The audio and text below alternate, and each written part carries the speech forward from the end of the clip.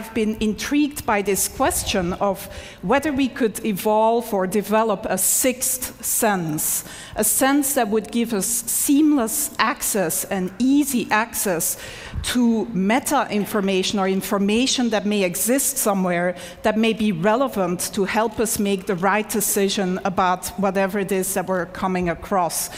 And some of you may argue, well, don't today's cell phones do that already? But I would say no. When you meet someone here at TED, and this is the top networking place, of course, of the year, you don't shake somebody's hand and then say, can you hold on for a moment while I take out my phone and Google you? Or when you go to the supermarket and you're standing there in that huge aisle of different types of toilet papers, you don't take out your cell phone and open a browser and go to a website to try to decide which of these different toilet papers is the most ecologically responsible purchase to make. So we don't really have easy access to all this relevant information that can just help us make optimal decisions about what to do next and what actions to take.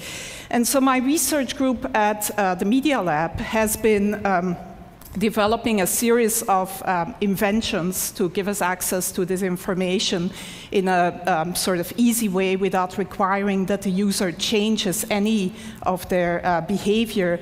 And I'm here to unveil our latest effort and most successful effort so far, which is still very much a work in process.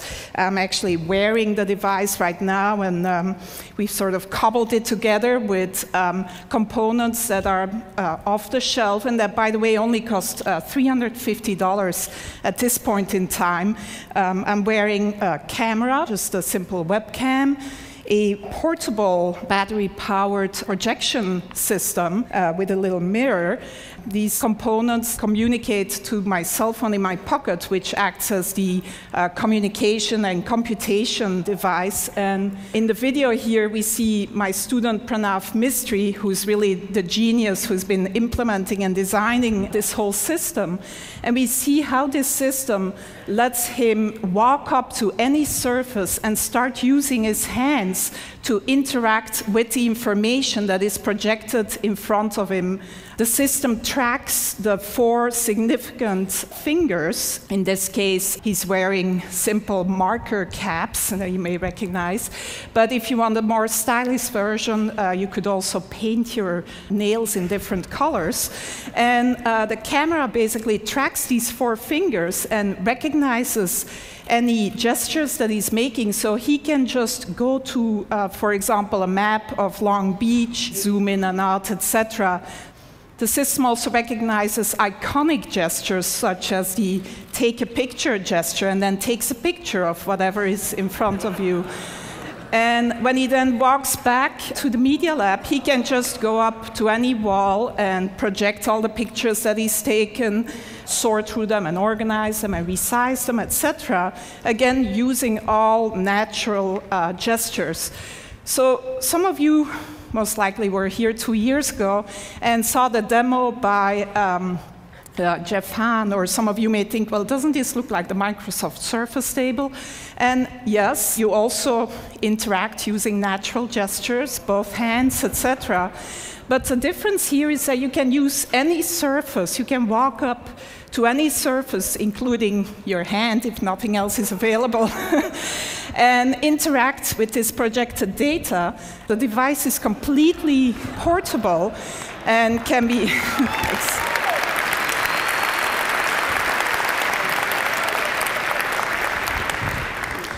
So one important difference is that it's totally mobile.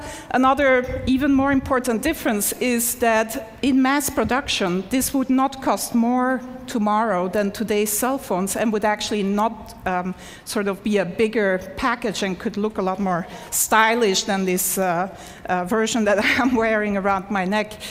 But other than letting some of you live out your fantasy of looking as cool as Tom Cruise in Minority Report, the reason why we're really excited about this device is that it really can act as one of these sixth sense devices that gives you relevant information about whatever is in front of you.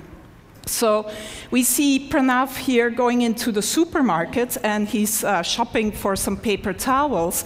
And as he picks up a product, the system can recognize the product that he's picking up using either image recognition or marker technology and give him the green light or an orange light. He can ask for additional information. So this particular choice here is a particularly good choice given his personal criteria. Some of you may want the toilet paper with the most bleach in it rather than the most ecologically responsible choice. But if he picks up a book in the bookstore, he can get the Amazon rating, gets projected right on the cover of the book. This is Juan's book, our previous speaker, which gets a great rating, by the way, at Amazon. And so Pranav turns the page of the book and can then see additional information about the book, reader comments, maybe sort of information by his favorite critic, etc. If he turns to a particular page, he finds an annotation by maybe an expert of a friend of ours that gives him a little bit of additional information about whatever is on that particular page. Reading the newspaper, it never has to be outdated. You can get video annotations of the events that you're reading about. You can get the latest sports scores, etc. This is a more controversial one. As you interact with someone at TED, maybe, you can see a word cloud of the tags, the words that are associated with that person in their blog and personal web pages. In this case, the student is interested in cameras, etc. On your way to the airport, if you pick up your boarding pass, it can tell you that your flight is delayed, that the gate has changed, etc. And if you need to know what the current time is, it's as simple as drawing a watch on your arm.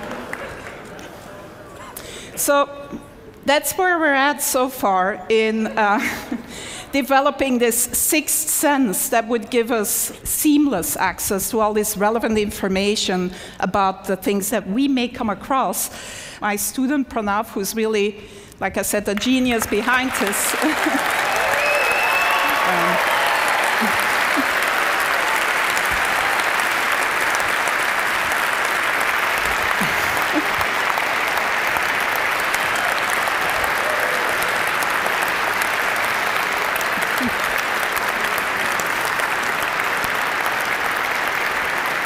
He does deserve a lot of applause because I don't think he's slept much in the last 3 months, actually.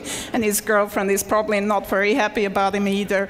But it's not perfect yet. It's very much a work in progress. And who knows, maybe in another 10 years, we'll be here with the ultimate sixth sense brain implant. Thank you.